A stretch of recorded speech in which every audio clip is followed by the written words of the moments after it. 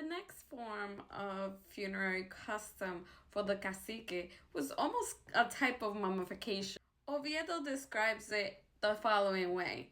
He says, le fijaban todo con unas vendas de algodón tejidas, como cinchos de caballo, muy largas, y desde el pie hasta la cabeza lo envolvían en ellas muy apretado. And this is kind of like an example of that. He continues saying, hacían un hoyo y allí lo metían, como en un silo, y poniendo sus joyas y las cosas que él más preciaba.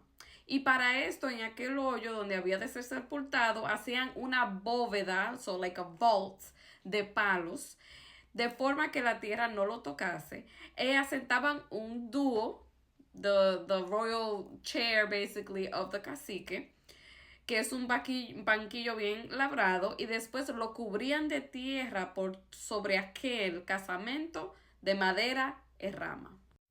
Then he explains what was the consequence of this. He keeps saying that duraban 15 o 20 días las andechas que cantaban indios e indias hacían con otros muchos de las comarcas or the other yucayeques, otros caciques principales que venían a los honrar, entre los cuales forasteros se repartían los bienes muebles del cacique difunto. Y en aquellas endechas o cantares recitaban las obras de aquel en vida de aquel cacique y decían que batallas había vencido y que bien había gobernado su tierra, todas las otras cosas que había hecho dignas de memoria. And he concludes by saying, de esta aprobación que entonces se hacía de sus obras, se formaban los areitos y cantares que habían de quedar por historia.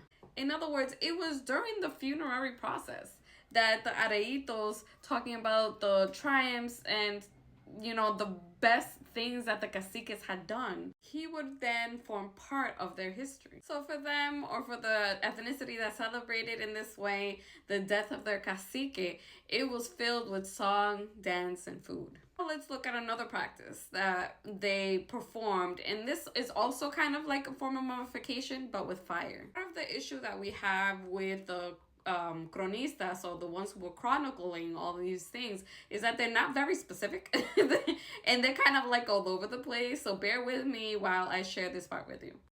So I couldn't find a great image, but this is an image of a funerary pyre, which is when they burn the bodies after a person has died. So what the Taínos would do was that they would open up the cacique.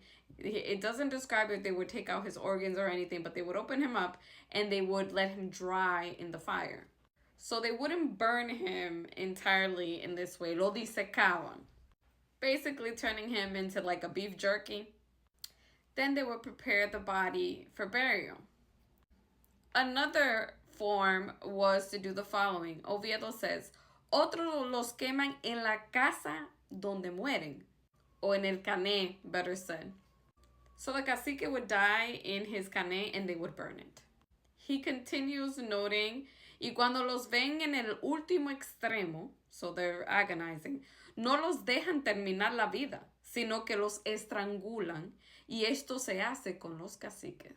And obviously he, being the cacique, he couldn't tell them himself to strangle him. So Oviedo notes, algunos también que están gravemente enfermos los llevan al cacique, so another cacique, y este les dice si deben estrangularlos o no, y hacen lo que él ordena. Oviedo also says that some of them would be buried in caves. And one of the main reasons for this is because the Taínos believed that the creation of the world came through the caves. And so the realm of between life and death was through there. They were taken to the caves and left with casabe and agua. It's assumed that it might have been in case they recovered, but it also could have been so that they could have supplies for crossing over. Others were taken outside, as I stated in the other part, again also left with casabe and water.